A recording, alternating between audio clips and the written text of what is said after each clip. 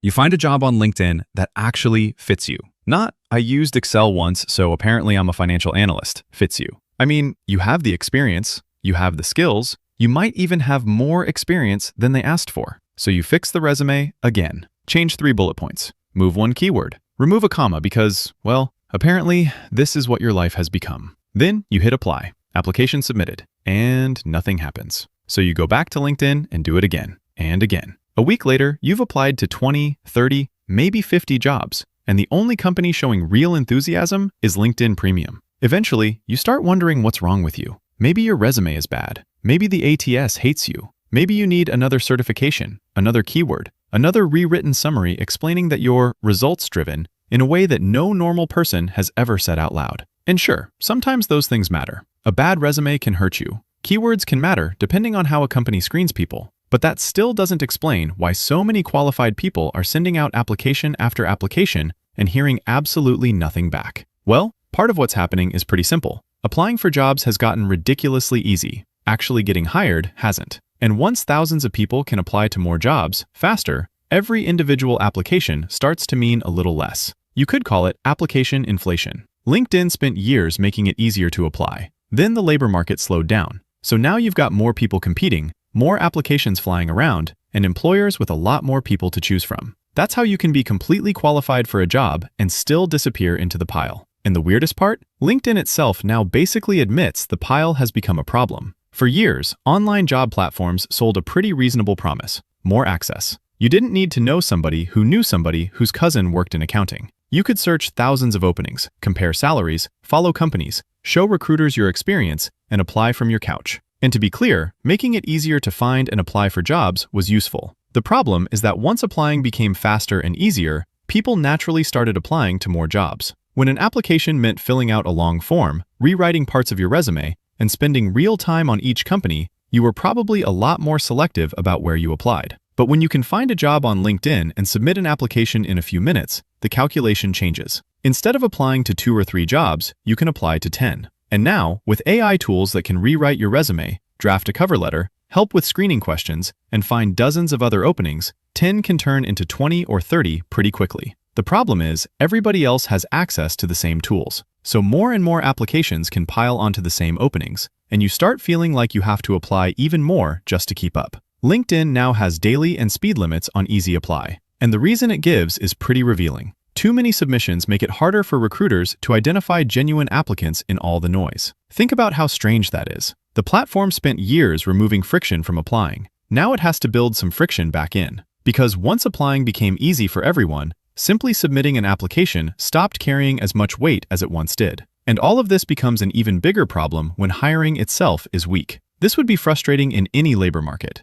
It's a lot worse in this one. Now, LinkedIn didn't cause the hiring slowdown. But when hiring is this weak, making it incredibly easy to find and apply for jobs creates a pretty strange disconnect. At the end of June, LinkedIn's own economic graph reported that US hiring was trending about 25% below its February 2020 pace and roughly 6% lower than a year earlier. The government numbers tell a similar story. In June 2026, there were about 7.4 million job openings at the end of the month, and employers made roughly 5.3 million hires over the course of it. Now, that sounds like a lot of hiring, and it is, but there were also about 5.4 million separations that month, including quits, layoffs, and other departures. So millions of hires can happen without the total number of jobs growing very much. And by July, the weakness was pretty clear. The total number of jobs on employer payrolls barely moved, actually falling by about 23,000, while unemployment held at 4.1%. So when you open LinkedIn and see this giant wall of openings,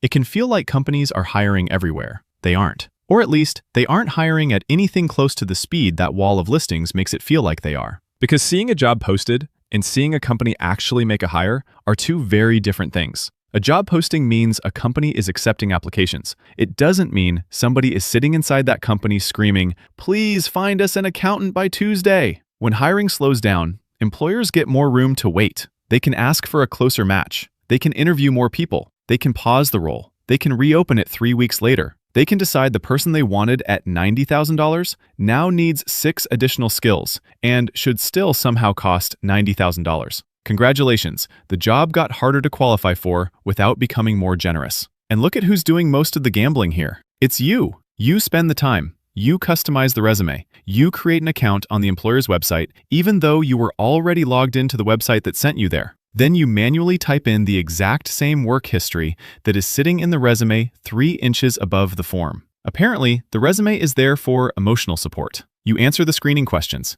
You hit submit. Then you wait. Now, obviously, no employer owes you an interview just because you applied. But when companies feel less pressure to hire quickly, they have more room to keep searching. They can change the requirements, pause the job, hold out for somebody who checks every single box. You absorb most of that uncertainty. Recruiters aren't necessarily having a great time either. If your inbox suddenly contains way more applications than it used to, you don't really have a talent problem anymore. You have a volume problem. So blaming lazy recruiters doesn't explain all of this either. The company wants options. You want certainty. And the recruiter is stuck in the middle, buried under hundreds of applications, a calendar full of interviews, and software that promises to somehow make the pile manageable. When companies aren't under much pressure to hire quickly, having more options usually wins. Then, job seekers respond exactly the way you'd expect. They apply more broadly. They use automation. They use AI. They apply to jobs that are close enough because waiting around for the perfect match starts to feel pretty stupid when nothing is coming back anyway. Greenhouse, one of the major hiring software companies, says recruiters are now handling about 3 times as many applications as they were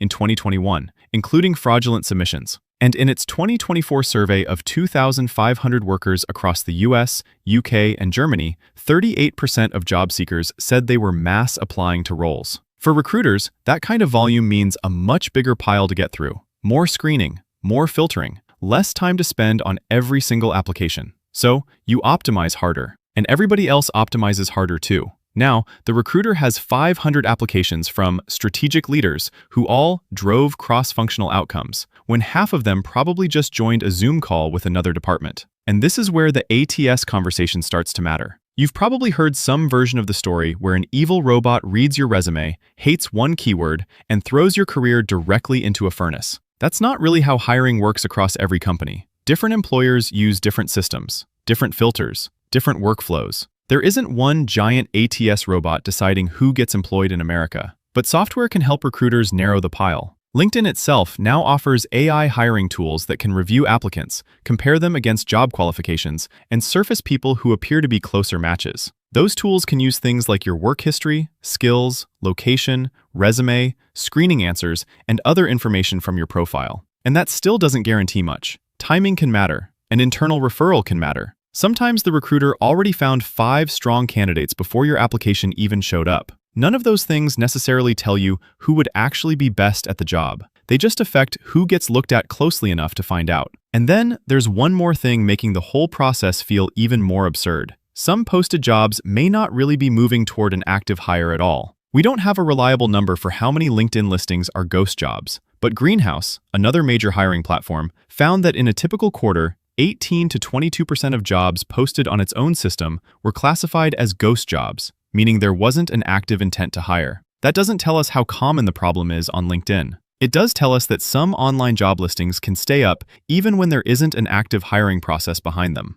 And from your side of the screen, you usually can't tell the difference. You read the description, you tailor the resume, you answer the questions. You spend 40 minutes presenting your professional life to a company that may never have been seriously moving toward a hire in the first place. Your effort was real, but unfortunately, the opportunity might not have been. And this is why so much job search advice starts to feel insulting after a while. Just apply more. You did. Tailor every resume. You did that too. Use AI. Yeah, so did everybody else. A lot of the advice treats the job search like a private optimization problem. Like if you just find the perfect resume font, eventually the door opens. So you keep tweaking, keep optimizing, keep wondering if one more tiny change will finally make the difference. And somehow, you end up spending Saturday night changing managed projects to led initiatives and wondering whether that finally unlocked employment. After a while, people start getting sick of the cycle. By mid-2026, LinkedIn was seeing signs that job seekers were starting to pull back.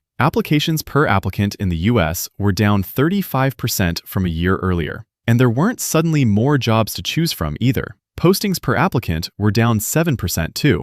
And, well, at some point, application number 147 starts feeling less like persistence and more like feeding paper into a shredder. That doesn't mean LinkedIn is useless. It can show you jobs you never would have found otherwise. It can help recruiters find people they never would have reached. It can make legitimate hiring faster. All of that can be true. But it can also create a marketplace where seeing an opening is easy, applying is easy, and getting actual human consideration is still scarce. So go back to that first LinkedIn job, the one you were qualified for, the one you rewrote your resume for 3 times, the one that disappeared. Maybe somebody stronger got it. Maybe your resume did need work. Maybe the role got paused. Maybe the recruiter found somebody before reaching you. Maybe software surfaced a closer match. You usually never get to know. And that uncertainty is a big part of what makes the whole process so exhausting. But silence doesn't automatically mean you had nothing to offer. LinkedIn didn't make you unemployable.